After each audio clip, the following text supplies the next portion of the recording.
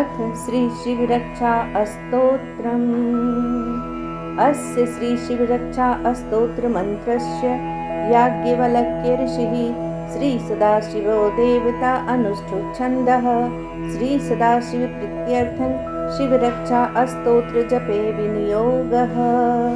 चरितं देवदेवस्य महादेवस्य पावनम् अपारं परमोदारं चतुर्वर्गस्य साधनं गौरीविनायकोपेतं पञ्चवक्त्रं त्रिनेत्रकं शिवं ध्यात्वा दशभुजं शिवरक्षां पठेन्नरः। गङ्गाधरः क्षीरः पातु फालमर्धेन्दुशेखरः